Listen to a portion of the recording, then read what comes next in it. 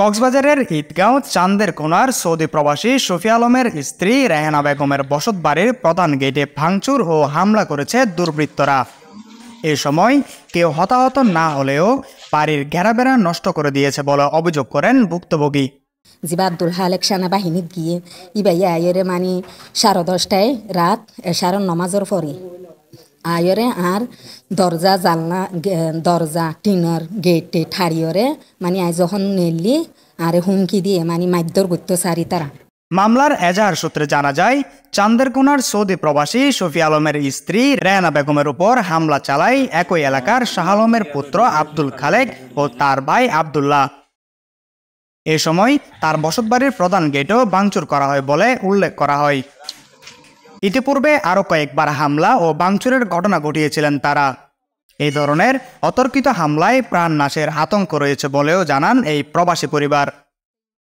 তারা আরও জানান, তারা এলাকার বিচার সালিশ তোয়াক্কা করেন না, যে কারো সাথে চলার পথে ছোট কথায় বিবাদ জড়িয়ে পড়েন।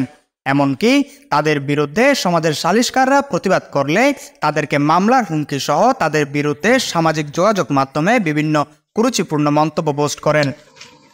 ভুক্তভোগী প্রবাসীর স্ত্রী রেহানা বেগম জানান, তার শ্বশুর মরহুম মেহের আলীর মৃত্যুর পর তাদের স্বামী প্রবাসে থাকার সুযোগে অভিযুক্তরা বারবার নানান ধরনের ঘটনা ঘটিয়ে আসছে।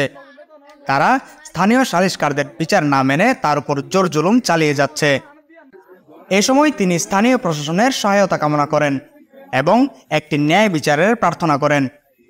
মানে আরে কি মানে কুড়িয়র মানে তারা কুড়ি মানে মাম গিয়া জিয়লত গলিব বলি তার পরবর্তী হদ দি এইসব ধরনের আরো অনেকবার করে নির্যাতনই তারা মানে কি কোনো জায়গার বিষয় না মানে তারা ঘরেতে শুধু অন্যান্য বিষয় নিয়ে আরে মানে এন্ডিকা মানে গিয়া করে নির্যাতন করে তারা।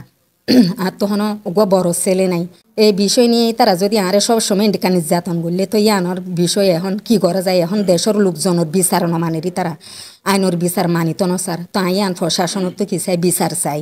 এ বিষয়ে জানতে চাইলে অভিযুক্ত খালেদ মুঠোফোনে জানান, রেহানা বেগমের ভুক্তগলীয় জমির মালিকানা তাদের।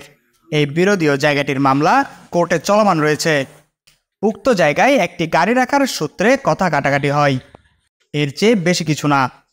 ওই জায়গার মালিক অর্থাৎ আসল মালিক হচ্ছে আমার আব্বা এবং জায়গাটা হচ্ছে আমাদের ওই জায়গা, বুঝছেন। জায়গায় ওরা জোরপূর্বক গেট নির্মাণ এর আগে একবার করছিল, ওটা উঠে ফেলা হয়েছিল। পরে পুলিশ ওইখানে গেছিল, পুলিশ গিয়ে বলছে যে ওই জায়গার মধ্যে অর্থাৎ আমরা ওইখানে কোনো গাড়ি রাখবো না। পুলিশও ওদেরকে বলছে যে তোমরা ওইখানে গেট দিবে না। কিন্তু আমি তখন এই ছিলাম না, তখন ওরা রাত 12টার দিকে অন্ধকার আবার গেট দিয়ে দিছি। পর আমি গেছি, পর আমি যাওয়ার পর টিন দুইটা উঠে ফেলার চেষ্টা করছি। উঠে ফেলার চেষ্টা করার পর ওরা বলতেছে যে এই টিন উঠাই ফেলতেছো কেন, এই সেই এদিক সেদিক। হ্যাঁ, এখন ওই পরে ওরা আসছে, আসার পর বলতেছে আমার এলাকার মানুষ বলতেছে ওই ঠিক আছে, ওটা যা হওয়ার হবে সমাধান, কাগজপত্র বসে ঠিকঠাক হবে, তুই এখন ওই চট্টুকা চলে আয়। পর আমি এখান থেকে চলে আসলাম, শেষ। ওইখানে আর তেমন কোনো কিছু হয় নাই। News desk, CCN।